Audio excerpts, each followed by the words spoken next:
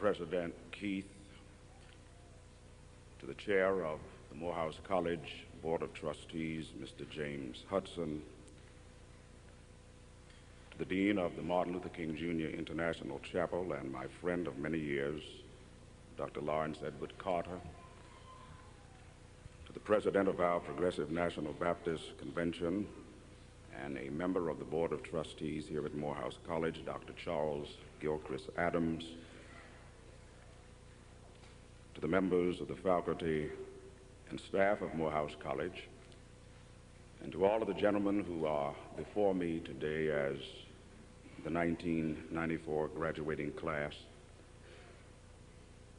to Bishop John Richard Bryant, also a friend of many, many years, parents, ladies and gentlemen. I am honored beyond words at the invitation extended to me to come today and to be a part of this marvelous and wonderful celebration. You do me great honor with such an invitation. And I stand among all of those who are assembled in this place today to congratulate the gentlemen who are a part of this graduating assembly. And we not only wish for them, but we pray with them that the destiny that yet awaits them will find them committed not only to the lofty ideals that have brought them to this point, but ultimately to him who shall one day call us unto himself. There is a passage of scripture that I would like to lift today for your consideration, and it is found in the second book of the Pentateuch, the book of Exodus. In the 32nd chapter of the book of Exodus, beginning at the first verse, there are these words. When the people saw that Moses was so long in coming down from the mountain, they gathered around Aaron and said, "Come, make us gods who will go before us. As for this fellow Moses who brought us up out of Egypt, we don't know what has happened to him."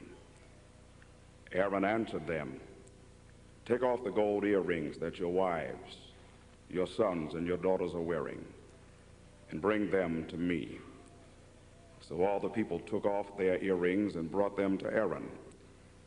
He took what they handed him and made it into an idol cast in the shape of a calf, fashioning it with a tool.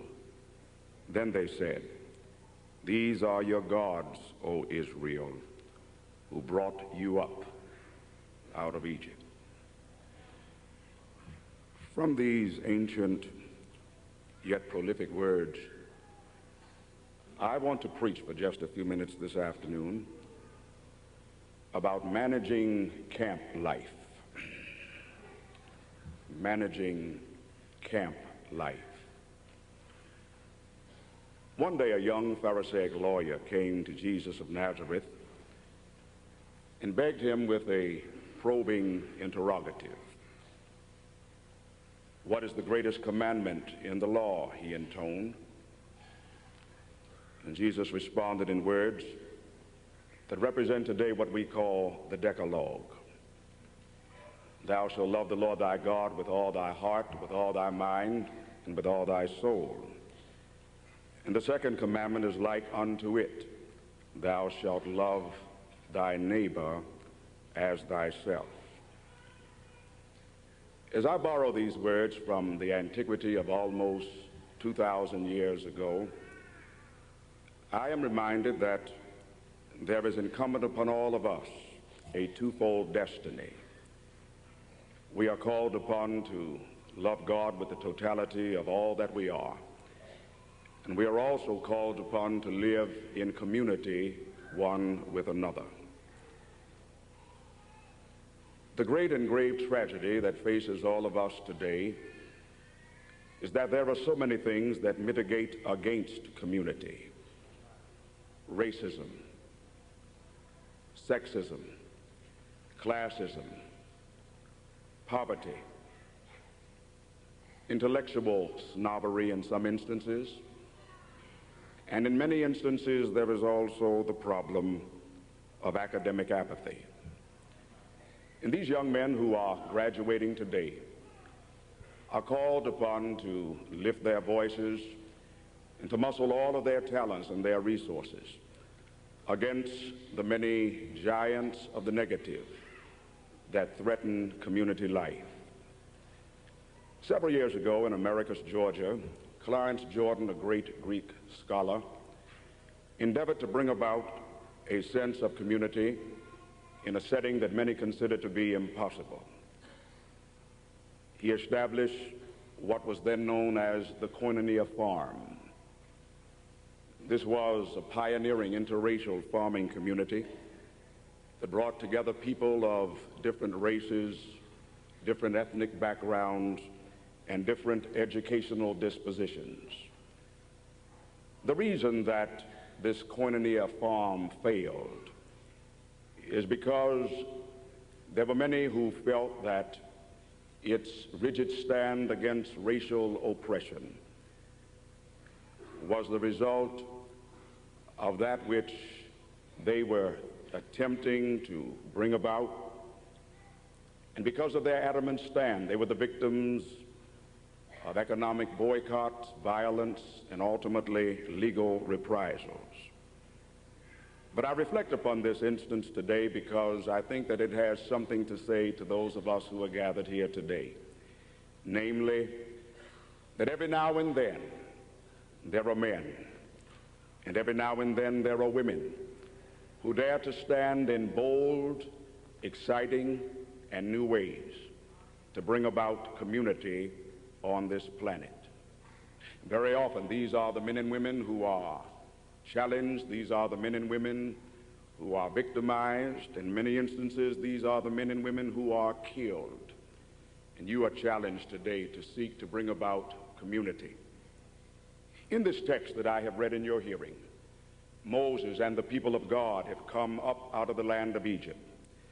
They have made their pilgrimage from incarceration to emancipation. They have come from slavery to what is now their liberation. And they look back upon a road that is well traveled. They are reminiscent of the God who has been their pillar of smoke by day and their fire by night. They remember the God who had fed them with manna and quail from the eternities when they were hungry. They remember the God who had worked through Moses so that the thirst of their tongues might be quenched, as water was drawn from the rock, and as his rod did sweeten the bitter waters of Marah. Moses has taken his leave from them.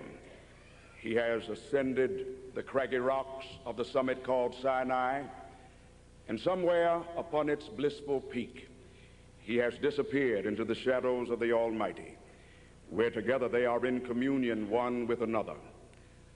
Those who are at the foot of the mountain, those who are a part of the camp at the base of Sinai, are unaware of the dialogue and the communion now taking place between Moses and his Maker. In the aftermath of his departure, in the disappearance of his physical presence, Aaron has been left in charge. But Moses has left no precise instructions as to how the children of God are to behave, and he has banked upon the leadership of his elder brother Aaron that all things in community might be kept in check. Moses has not been seen now for 40 days, and the people are growing restless. They ask of Aaron that they might make an idol, and they pool together their gold, and out of this molten ash comes a golden calf. And the golden calf represents what is their need for a God. For with the disappearance of Moses, they feel that they have no one to lead them. They have no one to guide them. And chaos now breaks out in the camp at the foot of Sinai. Camp life, my young African-American brothers, is community life. Camp life is life in the hood. And you're not simply commanded to march from this place on tomorrow with your degrees that you might pursue the long and awaited dream that has been so much a part of your yearning, so much a part of your development, so much a part of your maturation. But the ultimate responsibility that is laid upon you is to make your way back to the camps from whence you have come, that in some marvelous and unforgettable way you might make your contribution. If there is chaos in the camp, if there is confusion in the camp, if the camp is being torn asunder by black-on-black crime, if the camp is being torn asunder by the ugly reality of racism, if the camp is being torn asunder by those things that mitigate against goodness and the positive, then the heavier burden of your managing it must be made even more apparent today. And so the question comes, how then does one manage camp life? How does one make his way or her way through the maze of chaos and confusion that is so rapidly ravaging African American communities in our nation, north, south, east, and west? The first thing that I would suggest to you on this baccalaureate occasion is that if you are going to successfully, positively, and spiritually manage camp life, you, my brothers, you, my beautiful African American men, must learn how to deal with delay. You must understand that all of your dreams will not immediately come to fruition. All of your hopes, all of your expectations, all of your ambitions will not be instantaneous. But there will be some things that you must wait for. And there are some foundations upon which you must build in order that tomorrow might be rightfully yours. There is an old adage that says, good things come to those who wait. The prophet Isaiah has intoned, they that wait upon the Lord shall renew their strength. They shall mount up on wings and be like an eagle. They shall run and not be weary. They shall walk and not faint. He or she who handles camp life in a responsible way is that man or that woman who learns how to deal with and handle life's delays. There is a name that I would like to resurrect from the past this afternoon. It is a name that is very much meaningful to our sojourn in this wilderness of America.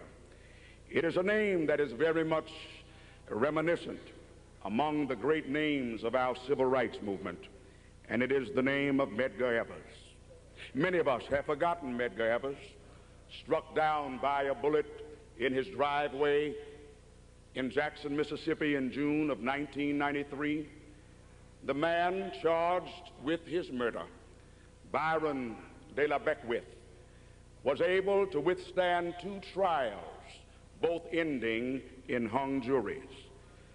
But there was a white man, not an African American man, not a clergyman, not an academician, not an educator, but a white man who was 10 years old when Medgar Evers died. The injustice of that assassination never left Bobby DeLauter's mind, and he committed at the age of 10 that he would be about the business of making sure that the law would be just and equal for all of the citizens who are a part of this republic that we call the United States of America.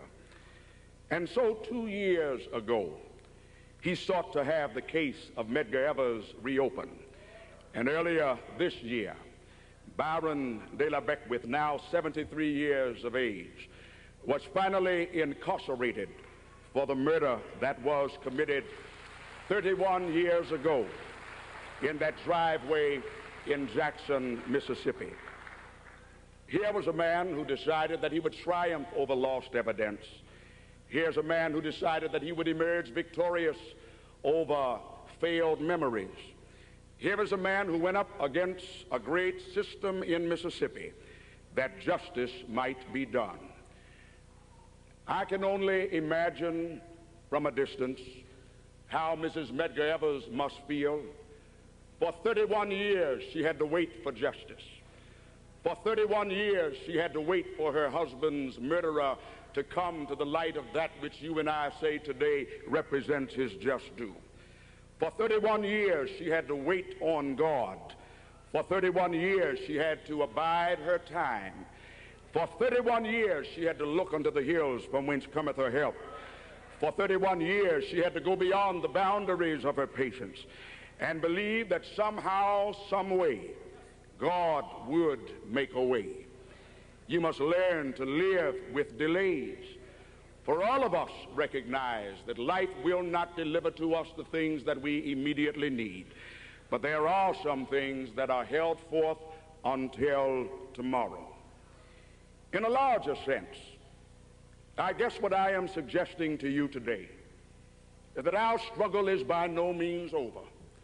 And if our struggle is to be successful, and if our struggle is to be triumphant and victorious, we must look beyond the boundaries of our own ethnicity and recognize that there are people in the world who understand what justice is, who understand what the right of truth is. And you and I must never allow ourselves, in the language of Colin Powell, to diminish in the swamps of hatred, so that everybody who does not have a black face is not a part of our struggle. That's a dangerous position to take. That is a dangerous position to take. For we have come thus far, not simply by those who have helped our own movement by way of our own ethnicity, but there have been those beyond the boundaries of our blackness who have stretched forth their hand that we might be the recipient of those blessings that are ours today to enjoy. How else must one manage camp life? Not only must you deal with delays, but ultimately you must learn, my African American men, that the majority ethos is not always to be followed. I recognize that we live in a democracy, and a democracy is defined as a government of the people, by the people, and for the people. But our Judeo-Christian revelation reminds us that the majority ethos is not always correct. The majority said that Jesus should be crucified and Barabbas set free. The majority was wrong. The majority said in 1787 in the Constitution, one of the large documents that founds our nation, in Article 1, Section 2, that black people are nothing more than 3/5 of a human being. 11 years before, Thomas Jefferson had written in the Declaration of Independence that all men are to be given life, liberty, and the pursuit of happiness. If in 1776 I am granted life, liberty, and the pursuit of happiness, and 11 years later in the Commonwealth of Pennsylvania, I am told that I am only 3/5 of a human being, then somebody lied. I do not take who I am from the Declaration of Independence. I do not define my humanhood from the Constitution of the United States. But who I am is rooted in this word. And this word tells me that out of one blood, God created all men and all women to dwell upon the face of the earth. And so I challenge you today to look back to the spiritual moorings that represent your foundation. Look back to the spiritual moorings that represent your underpinnings, because the majority is not always right. In 1857, the majority opinion of the Supreme Court through the Dred Scott decision was that black people were not entitled to full citizenship. In 1896, in Plessy versus Ferguson, there was the majority opinion again in the Supreme Court that separate but equal is constitutional. In every instance, the majority prevailed, but in every instance, the majority was wrong. When you look at what is happening in African American camp life, when you look at what is taking place not only in our metropolitan centers, but in our villages and in our hamlets, someone needs to remind our young people that following the majority, succumbing to peer pressure, is not ultimately what the eternal God expects of us. We must rise above black-on-black crime.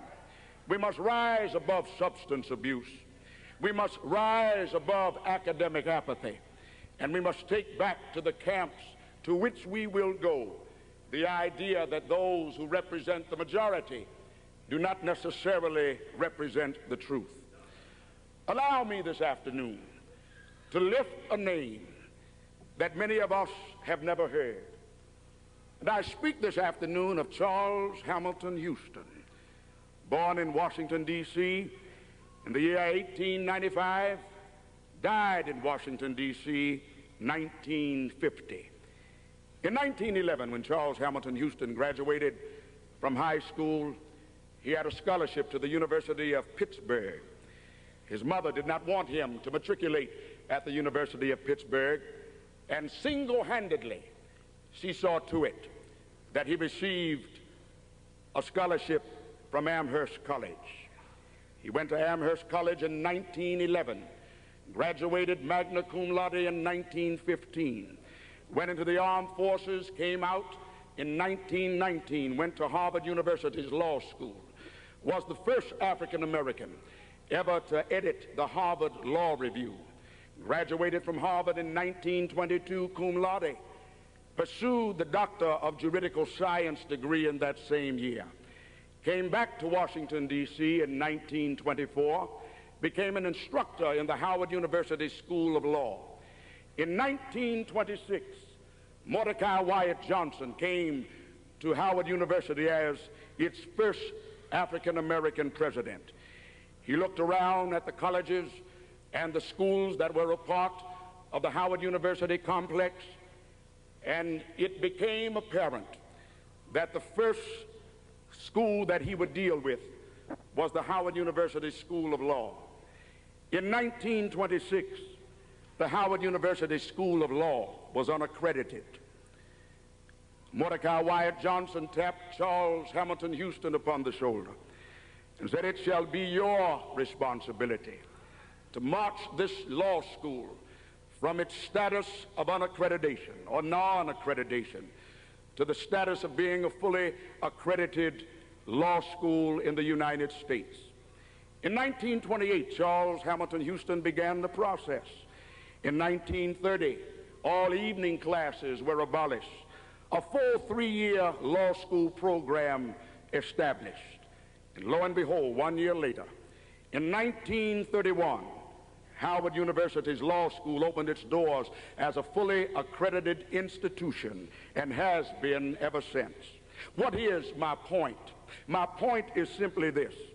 When Charles Hamilton Houston returned to the law school at Howard University, with those credentials from Amherst and Harvard, he was determined to instruct his students to do everything within their power to overturn Plessy versus Ferguson.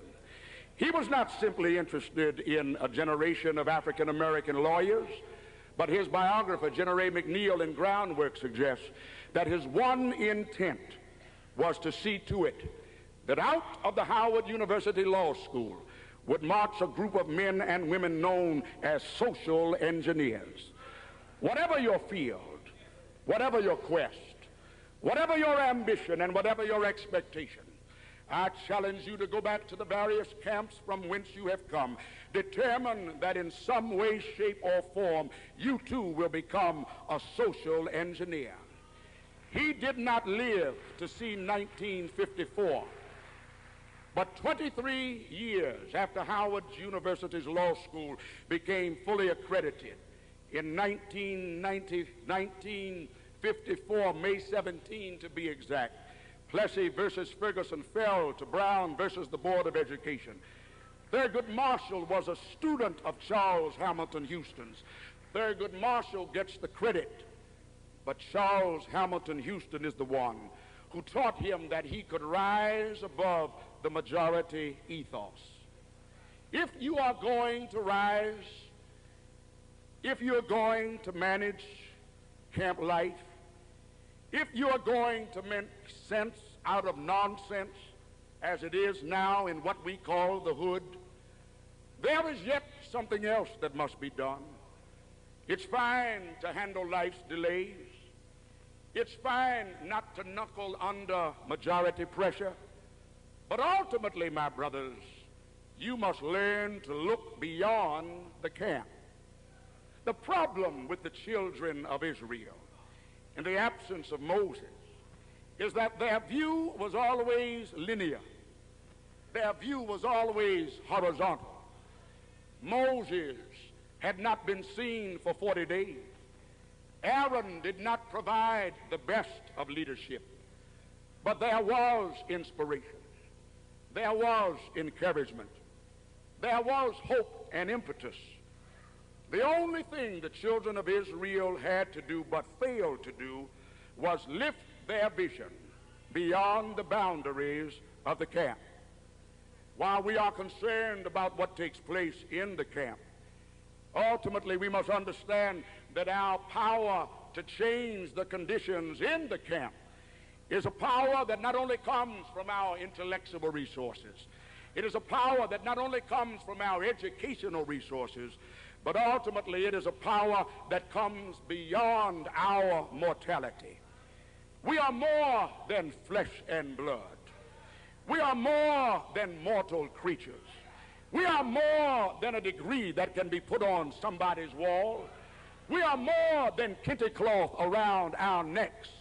We are more than slogans like black is proud. But we are agents of change, caught up by an eternal God who says that with me all things are possible. I make no apology this afternoon for being a Christian. I make no apologies this afternoon for being a preacher of the gospel of Jesus Christ. I've come by to tell you today that there is hope beyond the camp. If you will but lift up your eyes unto the hills from whence cometh your help. Your help cometh from the Lord. And the Lord is the maker of heaven and earth. The Lord can change camp life. The Lord can change community life. The Lord can change life in the hood because God can change us. I know there are many of you somewhat ashamed and embarrassed to echo the name of Jesus, particularly in this day and time when there are others who are trying to tell us that our Christian faith is weak, sentimental, and anemic. But I don't follow that crowd today. I'm proud of the fact that I am an African-American man who is still able to say, all hail the power of Jesus' name. Let angels prostrate fall, bring forth the royal diadem, and crown him Lord of all. When our mothers and our fathers were in the agonizing abyss of slavery, they did not call the name of Allah. They did not call on the prophet Muhammad, but they said, there is a lily of the valley. There is a rose of Sharon. There is a bright and morning star. I wish I were in a church where I'd call his name this afternoon. Wonderful Counselor, the mighty God, the everlasting Father, and the Prince of Peace. One more thing. One more thing. One more thing. And then I shall bid you good afternoon.